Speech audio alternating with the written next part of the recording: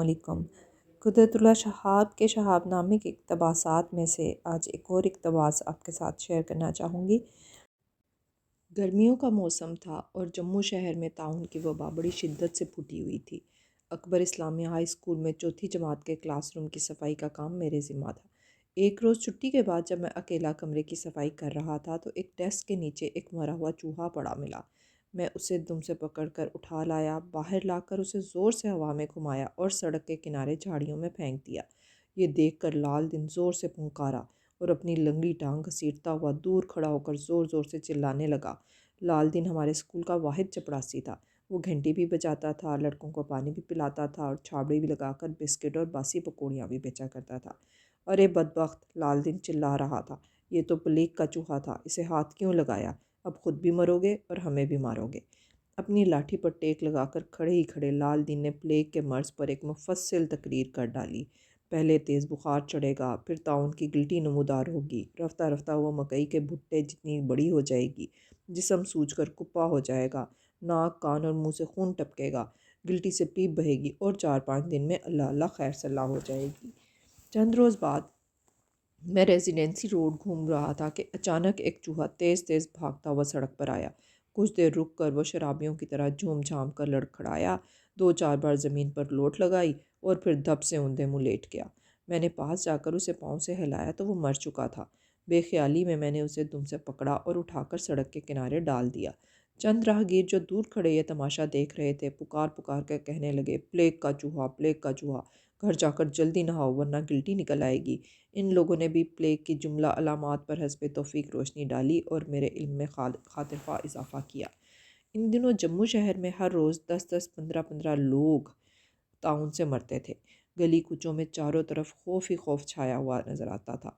गाहक दुकानों का कन अक्खियों से जायज़ा लेते थे कि कहीं बोरियों और डब्बों और कनस्तरों के आसपास चूहे तो नहीं घूम रहे। दुकानदार गाहकों को शकोशुबा से घूरते रहते थे कि इनके यहाँ प्लेग का केस तो नहीं हुआ। लोगों ने एक दूसरे के घर आना जाना और मिलना जुलना तर्क कर दिया था। सड़कों पर राहगीर एक दूसरे से दामन बचा बचा कर चलते थे। शहर का हर मकान दूसरे से कट कटा कर अलग थलग एक किला सा बना हुआ था, जिसमें फटी फटी सहमी सहमी आंखों वाले मैसूर लोग चुपचाप अपनी अपनी गिल्टी का इंतज़ार कर रहे थे। म्यूनसिपल कमेटी वाले दरो दीवार सूंघ सूंघ कर प्लेग के मरीज़ों का सुराग लगाते थे। जहाँ इनका छापा कामयाब रहता था वहाँ वो अली बाबा 40 चोर की मर्जीना की तरह दरवाजे पर सफ़ेद चूने का निशान बना देते थे। थोड़ी बहुत रिश्वत देकर ये निशान अपने मकान से मटवाया और अगयार के दरवाज़ों पर भी लगवाया जा सकता था। प्लेग के अजाब में मुब्तला होकर मरीज़ तो अक्सर मौत की सज़ा पाता था, बाकी घर वाले मफरूर मुजरिमों की तरह मुँह छुपाए फिरते थे। एक दूसरे से हाथ मिलाने का रवाज भी बहुत कम हो गया था। लोग दूर ही दूर से सलाम दुआ करके रस्म मुरव्वत पूरी कर लेते थे। ये के बाद दीगरे 2 ताउन ज़दा चूहों को हाथ लगाने के बावजूद जब मेरे तन बदन में कोई गिल्टी नमूदार ना हुई तो मेरा दिल शेर हो गया। अपने इर्द गिर्द सहमे हुए हरासा चेहरे देखकर हंसी आने लगी और इनकी बेबसी से शय पाकर रफ्ता रफ्ता मेरे दिल में खौफ की जगह नए नए मंसूबे सर उठाने लगे। रघुनाथ बाज़ार में हकीम गुरंदाना तलमिल की दुकान थी। एक रोज़ हकीम साहब अपनी कुर्सी पर अकेले बैठे अपनी नाक पर बार बार बैठने वाली मक्खियाँ उड़ा रहे थे। मैं इनके साथ लगकर खड़ा हो गया और घबराहट के लहजे में बोला, हकीम साहब प्लेग की दुआ चाहिए बहुत जल्द। प्लेग का नाम सुनकर हकीम साहब चौंके और डांट कर कहने लगे, छाती पर क्यों चढ़े आते हो, दूर खड़े होकर बात करो, किसको प्लेग है? मैंने रुई का गोला टिंक्चर आयोडीन में तर करके एक मैली सी पट्टी के साथ अपनी बगल में बांधा हुआ था। मैं खिसक कर हकीम साहब के और भी करीब हो गया और आस्तीन में से बाजू निकाल कर अपनी बगल मुआयना करने के लिए इनके मुंह के करीब लाने लगा तो इनकी आंखें खौफ से उबलकर बाहर की तरफ लुढ़क आईं। हकीम साहब बौखला कर इतने ज़ोर से उठे कि कुर्सी खटाक से उलट के पीछे की तरफ गिर गई और दुकान के अंदर दूर से खड़े होकर वो चीखने लगे, ये दुकान है दुकान, छूत की बीमारियों का इलाज करने का अस्पताल नहीं। फ़ौरन बाहर निकलो और अस्पताल जाकर हाजिर हो जाओ वरना बुलाता हूँ अभी पुलिस वालों को।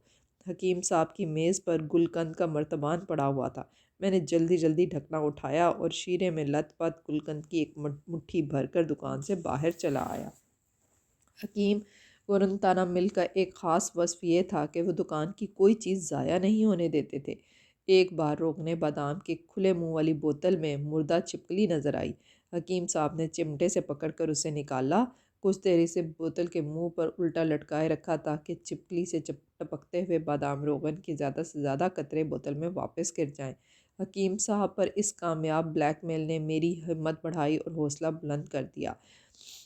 لوگوں کی باتیں سن سنا کر، دیواروں پر لگے ہوئے محکمہ حفظان صحت کے ہدایت نامے پڑھ پڑھا کر، اور خود اپنی روشنی طبع کو خوفناک حد تک بروئے کار لا کر، میں نے پلیگ کی علامات، کوائف اور نتائج پر خاصی طویل اور ہولناک قسم کی تقریر ازبر کر رکھی تھی۔